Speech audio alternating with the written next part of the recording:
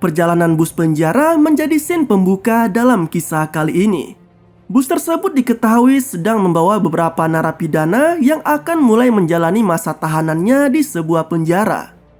Dikisahkan bahwa pada tahun 2001, penjara bukanlah lagi menjadi lembaga pemasyarakatan saja, tetapi bagaikan lahan parkir yang bisa menjadi suatu bisnis yang sangat menguntungkan. Setibanya di penjara, satu demi satu para narapidana mulai diperiksa, termasuk dengan Ricky Ho, yang menjadi sosok sentral dalam kisah ini. Berbeda dengan napi lainnya yang bisa lolos detektor logam dengan mudah, Ricky justru mengalami sedikit kendala ketika detektor di sana berbunyi, tepat saat ia diperiksa. Ia pun kemudian digeledah seluruh badannya, namun tak ditemukan benda logam berbahaya. Hingga kemudian para sipir pun menggunakan alat scanner dan terungkaplah bahwa di dalam tubuh Ricky ternyata terdapat sejumlah peluru yang nampaknya telah bersarang di sana. Uniknya, Ricky yang ditanya sipir tentang peluru tersebut malah dijawabnya dengan mengatakan bahwa itu semua hanyalah kenang-kenangan saja. Di penjara yang sangat luas itu dijelaskan bahwa pemimpin tertinggi dimiliki sepenuhnya oleh kepala sipir dengan asisten di bawahnya. Termasuk juga dengan pembagian wilayah yang terbagi menjadi 4 sektor, mulai dari timur, barat, utara, dan selatan, di mana tiap sektor terdapat penguasanya masing-masing. Penjara di sana juga terkenal sangat kejam sekali cuy. Napi yang dekat dengan para sipir akan memiliki kuasa atas bloknya sendiri, termasuk dengan Samuel, yang terlihat baru saja masuk ke toilet bersama dengan kawanannya, yang seolah langsung dihindari oleh napi lainnya karena tidak ingin bermasalah dengannya. Sialnya, seorang napi yang selalu berkelakuan baik dan akan segera bebas malah dihabisi oleh si bangke Samuel. Ia bahkan sempat menghancurkan mainan kayu yang telah dibuat oleh napi itu untuk anaknya. Napi itu pun kesal dan tak tahan dengan perlakuan yang didapatnya, lalu mencoba menyerang balik Samuel menggunakan alat serut miliknya. Naasnya, Samuel yang bisa dengan mudah merebut alat itu malah menghantamnya ke wajah napi tadi. Tak lama dari itu, muncullah Ricky yang bisa dengan mudah menumbangkan Samuel. Napi yang tadi sempat diserang Samuel kini dipanggil oleh sipir dan diberitahu bahwa masa tahanannya akan ditambah. Jelas saja, ia pun merasa tak terima dengan keputusan tersebut. Hingga pada malam harinya, napi itu ditemukan telah tewas gantung diri di dekat selnya. Napi lain yang mendapat kabar tersebut jelas sangat miris mendengarnya, karena diketahui bahwa napi yang bunuh diri itu merupakan orang yang baik dan harus ditahan hanya karena melanggar lalu lintas saat dirinya akan menjenguk sang istri yang sedang hamil di rumah sakit. Tapi kini ia malah harus mengakhiri hidupnya sendiri karena sudah tak kuat dengan penderitaan yang didapatnya selama di penjara. Mengetahui semua cerita itu, Ricky benar-benar marah dan semakin bertekad untuk bisa membela para kaum lemah di penjara itu. Keesokan harinya, Ricky yang sedang mandi dikejutkan oleh kedatangan salah satu napi bertubuh besar yang bernama Zoro. Ia merupakan napi berbahaya dan bisa dikeluarkan dari sel isolasinya atas permintaan Samuel pada sipir, agar napi bertubuh besar itu bisa membalaskan dendamnya kepada Ricky.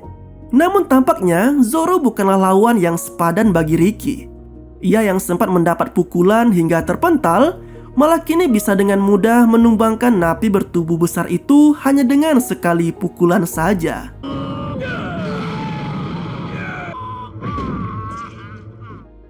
Sama halnya dengan Samuel yang juga bernasib sama.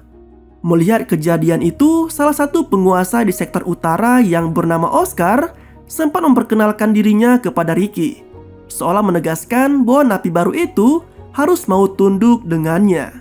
Namun sepertinya Ricky tidak terlalu menggubrisnya dan berlalu meninggalkan tempat itu bersama 2 sipir yang mengamankannya. Di dalam selnya, Ricky tiba-tiba merasakan sakit di tubuhnya setelah sempat menghajar 2 napi tadi.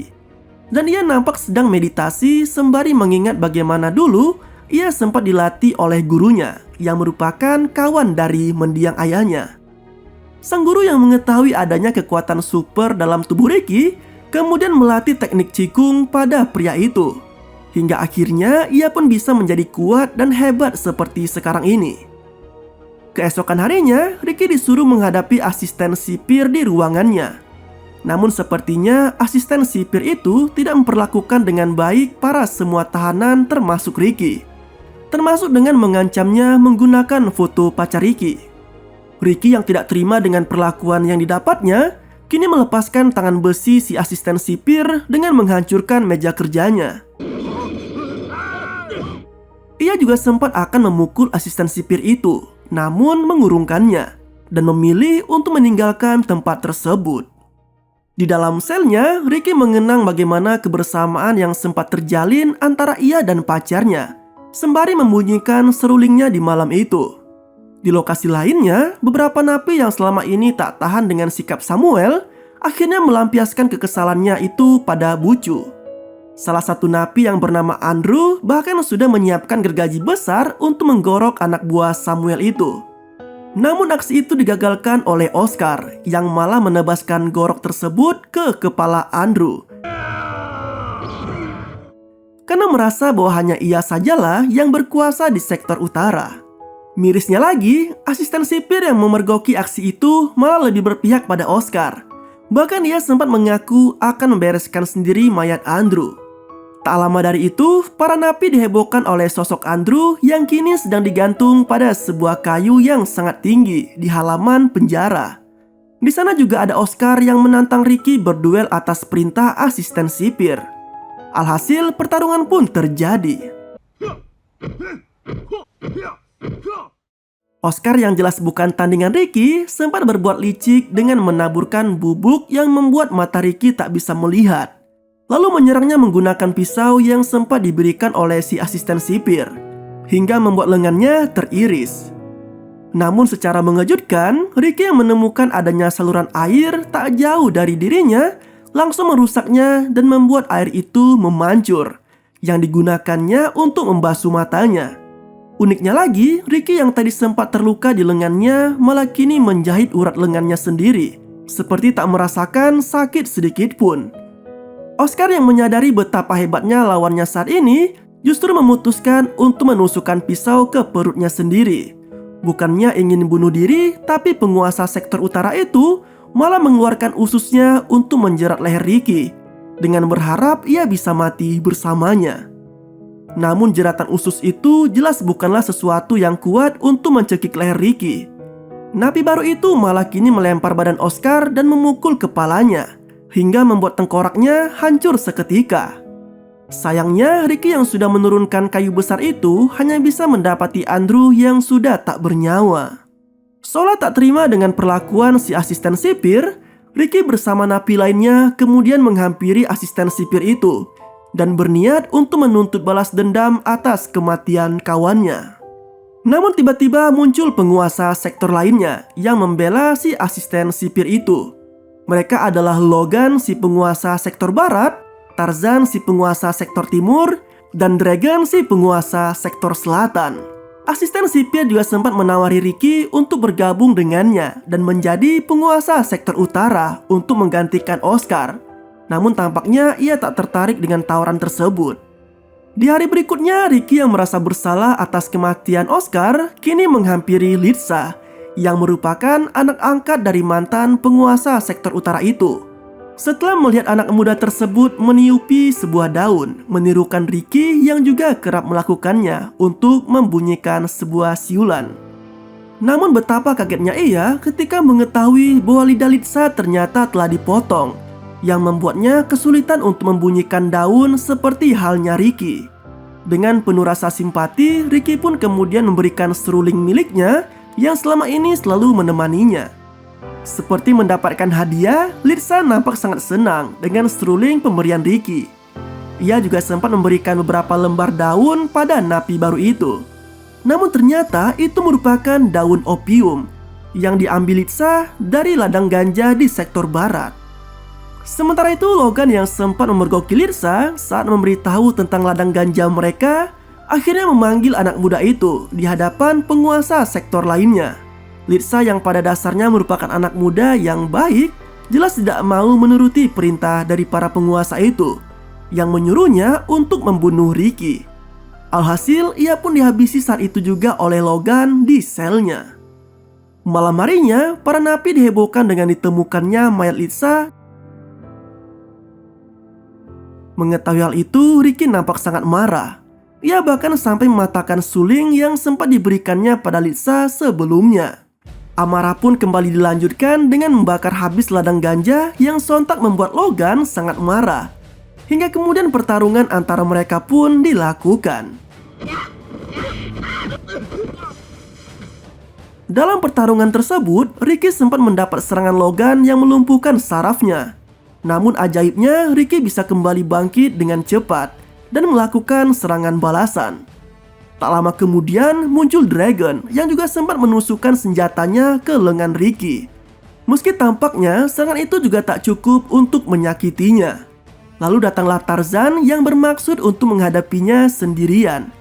Di salah satu ruangan, Tarzan yang berhasil membawa Ricky bersamanya kini menantang napi baru itu untuk berduel. Namun secara tiba-tiba pintu ruangan tersebut malah tertutup dan keluarlah cairan semen dari jendela ruangan itu dan membuat tubuh mereka berlumuran semen. Sialnya ketika Ricky berhasil keluar dari ruangan itu dan membawa serta Tarzan bersamanya, tak lama kemudian semen yang melumuri tubuh mereka mulai mengeras dan membuat keduanya kini semakin tak berdaya. Keesokan harinya, para sipir dibuat sibuk karena kedatangan kepala sipir. Persiapan pun dilakukan termasuk dengan menggelar karpet merah di sepanjang jalan masuk area penjara. Sialnya ketika anak dari kepala sipir itu tersandung dan terjatuh sendiri, kepala sipir malah menyalahkan napi yang ditugaskan menggelar karpet itu. Di ruangannya, kepala sipir yang sempat mendapat laporan dari asistennya tentang kebakaran ladang ganja miliknya, mereka pun kini mendatangi Ricky yang berada di salah satu sel khusus di penjara. Dalam kondisi tubuh yang diselimuti oleh semen kering, Ricky ternyata bisa dengan mudah membebaskan dirinya, termasuk dengan melepaskan rantai yang mengikat kedua tangannya. Ia pun langsung meraih tubuh kepala sipir dan mengancamnya. Tapi tiba-tiba datang Tarzan yang masuk ke sel tersebut dengan menjebol tembok di sana dan membuat si kepala sipir terlepas dari cengkeraman Ricky. Tarzan juga sempat menyerang Ricky. Namun napi baru itu dengan mudahnya menghancurkan rahang dan kepalan tangan Tarzan hanya dengan pukulannya saja. Aksi itu pun sontak membuat kepala sipir dan asistennya sangat kaget. Terlebih anak dari si kepala sipir yang nampak sangat ketakutan dengan sosok yang ada di hadapannya. Sel yang dihuni Ricky nampaknya memang didesain khusus untuk menyiksa para napi. Terbukti kali ini lapisan panel besi yang menjadi atap dari sel itu mulai turun dan akan menghimpit Ricky bersama tubuh Tarzan hingga hancur. Ricky juga sempat menahan panel besi dengan sekuat tenaganya. Namun sialnya si kepala sipir malah memberikan efek kejut pada Ricky menggunakan alat penyetrum bertegangan 100.000 volt yang langsung membuatnya terpental tak berdaya. Meski sempat akan terhimpit oleh panel besi itu, tapi secara mengejutkan tiba-tiba Tarzan pun bangkit dan dengan sisa tenaganya berusaha menahan panel besi agar Ricky bisa keluar dengan selamat. Meski pada akhirnya penguasa sektor timur itu harus meregang nyawanya di sel tersebut. Sialnya ketika Ricky siap untuk langsung menghabisi kepala sipir dan asistennya, saat itu juga ia terperosok masuk ke jebakan yang ada di lantai tersebut. Di hari berikutnya, masa hukuman yang lebih kejam pun menanti Ricky. Ia dikubur hidup-hidup dengan kondisi tubuh terikat rantai besi dan hanya dibekali bambu untuk ia bernapas selama di dalam tanah. Dalam kondisi tersebut, Ricky sempat teringat kembali kenangan kelamnya dulu ketika sang pacar sempat disekap oleh komplotan pengedar narkoba setelah memergoki mereka melakukan transaksi di sebuah taman. Namun naasnya, ia yang berusaha kabur malah terjatuh dari sebuah gedung dan membuatnya tewas seketika. Sedangkan Ricky yang mengetahui hal tersebut dengan sadis membunuh pemimpin dari komplotan itu. Meski ia sempat mendapat sejumlah tembakan di tubuhnya. Aksi itu jugalah yang menjadi penyebab ia dihukum penjara. Tak terasa seminggu pun berlalu dan semua napi di sana bersorak senang karena Ricky ternyata masih hidup. Namun sialnya, ia yang masih dalam kondisi sangat lemah bisa dengan mudah dilumpuhkan oleh Logan dan juga Dragon. Ricky juga sempat disiksa habis-habisan oleh kedua penguasa sektor itu. Hingga kemudian ia pun kembali dikurung dalam ruang isolasi. Napi lainnya yang merasa iba atas kondisi Ricky yang selama ini telah menjadi pahlawan baru bagi mereka. Kemudian salah satu napi yang bernama Freddy berinisiatif untuk memberinya makanan yang layak. Meski aksi itu dilakukannya secara sembunyi-sembunyi, namun Bucu yang memergoki aksi itu melaporkannya pada asisten sipir. Hingga kemudian Freddy pun dibunuh oleh mereka. Belum puas dengan membunuh Freddy, Bucu dan asisten sipir itu kini mendatangi Ricky. Namun ternyata ia tidak ada di sel isolasinya. Ricky yang tadi sempat bersembunyi di langit-langit selnya kini muncul dan langsung menghancurkan kepala Bucu dengan satu pukulannya. Sedangkan si asisten sipir dibawanya keluar sel untuk menunjukkan lokasi tempat ketua sipir berada. Sementara itu, kepala sipir yang sedang menyiksa napi di dapur kini dikejutkan dengan kedatangan Ricky yang tiba-tiba masuk dengan menjebol tembok di tempat tersebut. Asisten sipir yang selama ini begitu setia dan tunduk pada pemimpinnya itu malah ditembak oleh kepala sipir menggunakan tembakan gajah yang membuat tubuhnya menggelembung dan meledak begitu saja. Tak lama kemudian muncul Logan dan Dragon yang membuat pertarungan di sana semakin seru.